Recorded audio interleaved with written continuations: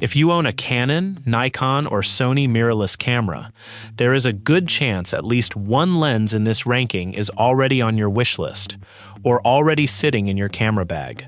I ranked 10 of the most recognizable lenses that photographers keep recommending, from affordable third-party zooms to professional glass costing thousands of dollars. Some deserve every bit of their reputation. Others are much harder to justify in 2026. And the lens that takes the very top spot is not the most expensive one here. You are watching Alt Buzz Lenses. Subscribe now for honest rankings and buying guides built around the lenses photographers actually use.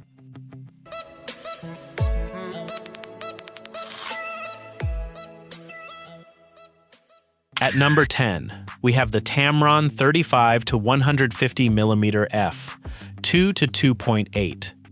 This is one of the strangest, most ambitious focal ranges any lens maker has attempted.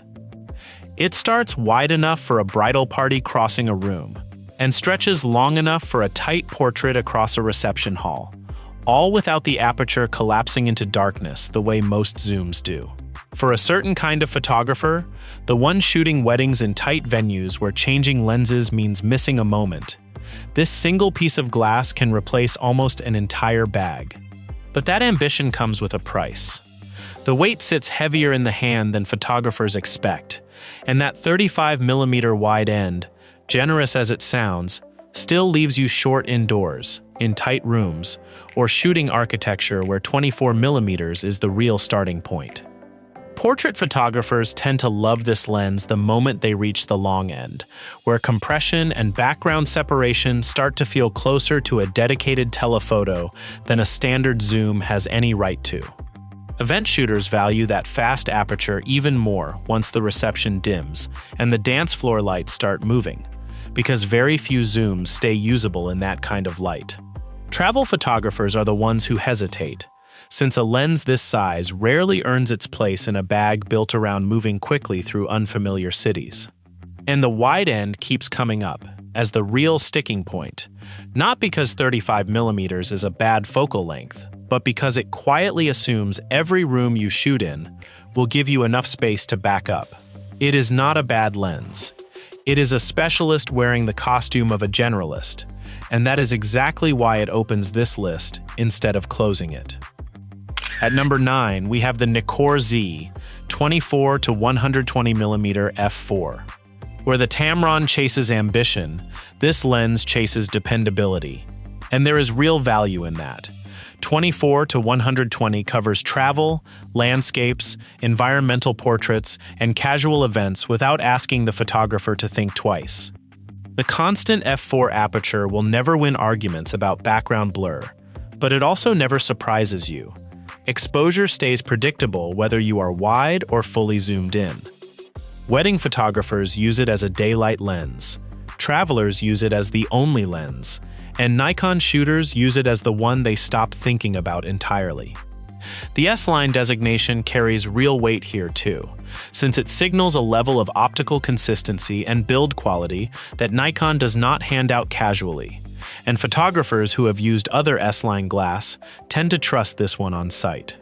Landscape shooters in particular find themselves reaching for it more than expected, not because it does anything spectacular, but because the range rarely forces a compromise between a wide vista and a tighter compressed frame. Its weakness shows up the moment the sun goes down. Indoor events, dim receptions, fast-moving subjects in low light, this is where f4 runs out of room, and no amount of in-body stabilization fully makes up for a slower maximum aperture once the subject itself starts moving. It also is not the lens that creates dramatic background separation, so portrait photographers chasing that look tend to move past it toward faster glass. It may not be the lens a Nikon shooter shows off first, but it is often the one they have the fewest reasons to leave behind. At number 8, we have the Sigma 24 to 70mm f2.8 ART, second generation. This lens exists to ask an uncomfortable question. How much extra should a photographer pay simply for the badge on the barrel? Sigma's second generation shed weight and sharpened its autofocus, closing the gap on Sony's own professional standard zoom by a margin that is difficult to ignore once you compare receipts. Wedding photographers, event shooters, portrait artists, commercial teams, all of them can build a career on this lens for meaningfully less money than the first-party alternative. The improvements over the first generation were not cosmetic either. The autofocus motor genuinely keeps pace with fast-moving Sony bodies now, which was the one real complaint that used to follow Sigma lenses into professional conversations. Commercial photographers working on tight budgets have started treating this lens as the default rather than the compromise. And that shift in language matters more than any single spec ever could. The counter-argument lives in the fine details. Native autofocus integration still edges ahead on the fastest professional bodies, and resale value, service networks, and long-term system trust still lean toward the first-party option. High-volume sports and wildlife shooters, the ones pushing autofocus systems to their absolute limit, are still the group most likely to notice the difference and pay for it anyway. The Sigma does not need to win every category. It only needs to make the remaining gap feel expensive, and it does exactly that. At number 7, we have the NIKKOR Z 180-600mm f 5.6-6.3.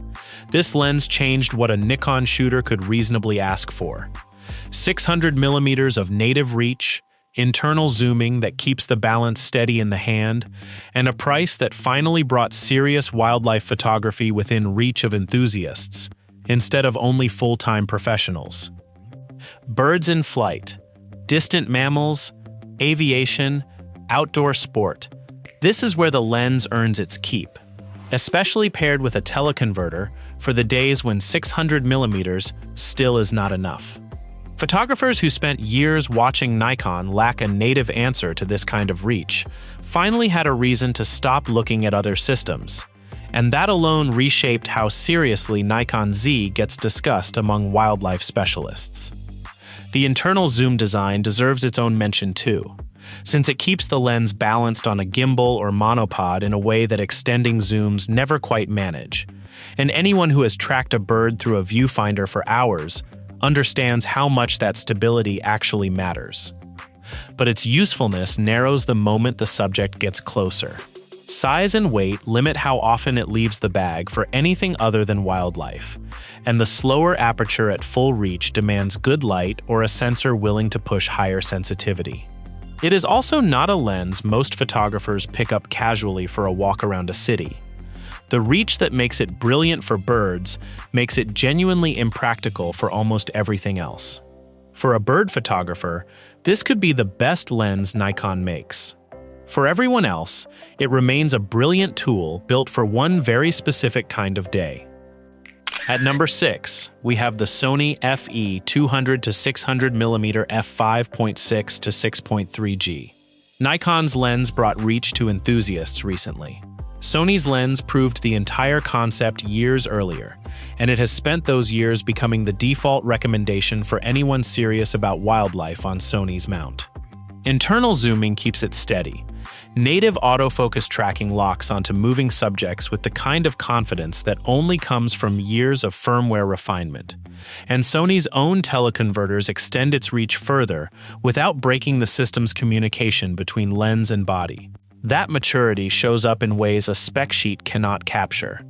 Years of firmware updates have quietly sharpened its subject tracking long after the lens first shipped, which is not something a brand new competitor can simply replicate on day one.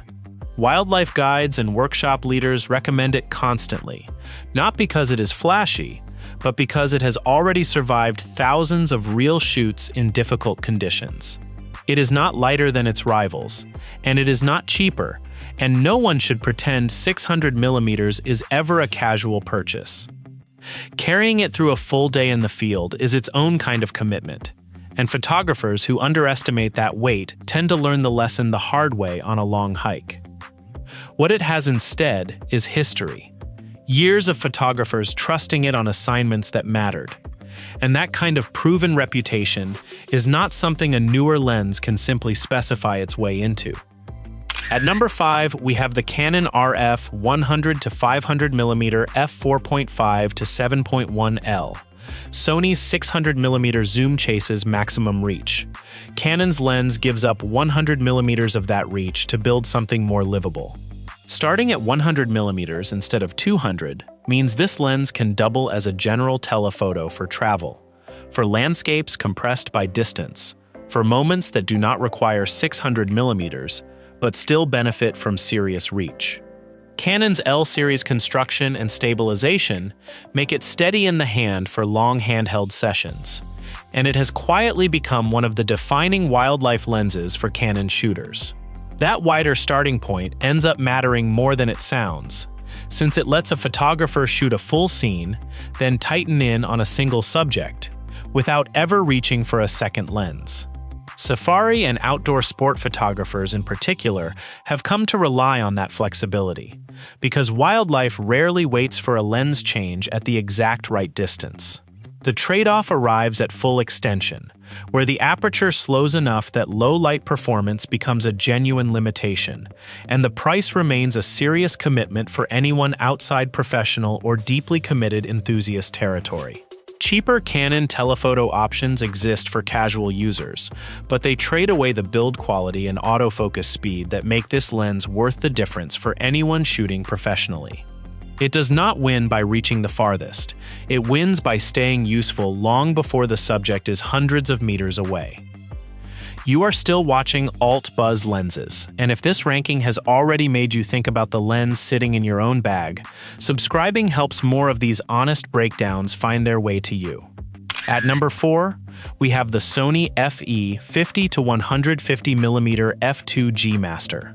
This is the most ambitious lens on the entire list, and possibly the most ambitious zoom any manufacturer has released.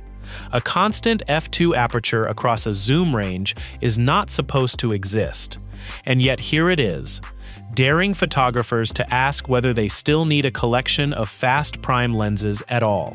Wedding photographers gain speed without swapping glass mid-ceremony. Portrait photographers gain the separation usually reserved for primes. Indoor sport photographers gain an aperture that keeps up with fast, unpredictable motion. The idea behind it is almost provocative. A fixed f2 aperture through an entire zoom range, used to belong only to the realm of dedicated prime lenses. And Sony built this specifically to make photographers question that assumption out loud. Photographers who have tested it against their own prime collection often come away surprised at how little they actually miss, which is exactly the reaction Sony seems to have designed it to produce. The trade-offs are real.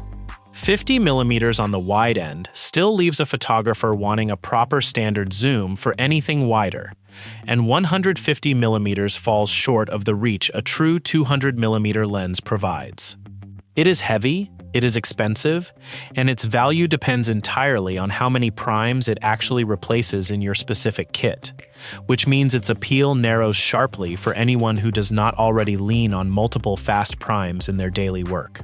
Sony did not build this lens because photographers needed another zoom. They built it to make several trusted primes much harder to justify. At number 3, we have the Sony FE 70 to 200mm f2.8 G Master, second generation.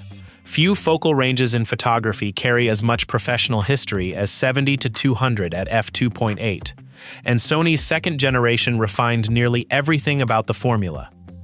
The weight dropped noticeably from the original, autofocus tracking became sharper and more confident, and close focusing improved enough to open genuine creative options beyond simple compression. Portraits, weddings, sports, even wildlife at closer range, all of it benefits from this range, and teleconverter compatibility extends its reach further when a job demands it. The weight reduction alone changed how photographers talk about the lens. What used to be a lens you braced for during a long shoot became one you could comfortably carry through an entire wedding day without your shoulder reminding you about it.